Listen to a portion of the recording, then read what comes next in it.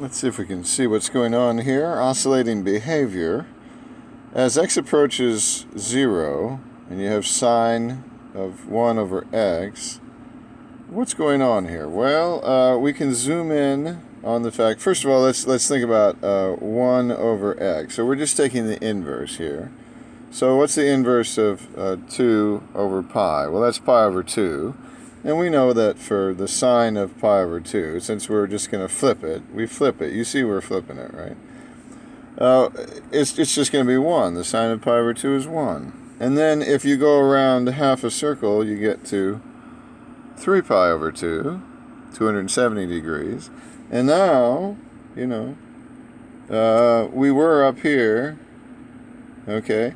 And now we're down here. And now it's negative 1, okay? And then we say, okay, let's keep going. And now it's, 5 pi over, now it's back to 1.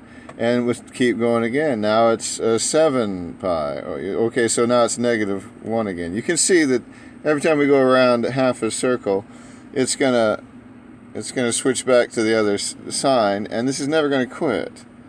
As x gets bigger and bigger, as it gets smaller and smaller, you see that as we divide by more and more and more, the bigger number on the bottom, the closer we're getting to 0 for x.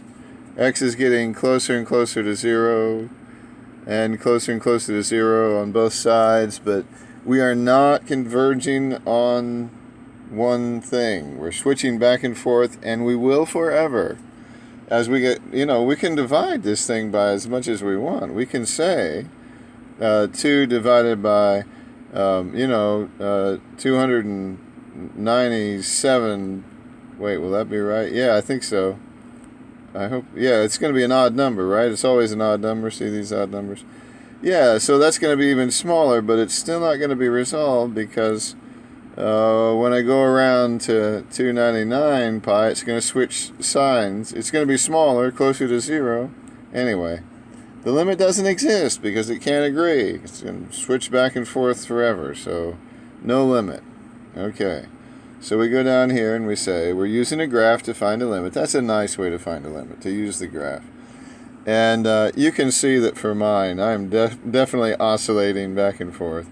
It starts off kind of mild, who knows what kind of thing it was over here. It's nice and gentle, but as it got closer and closer to 0, it went back and forth much more strenuously, and it will forever.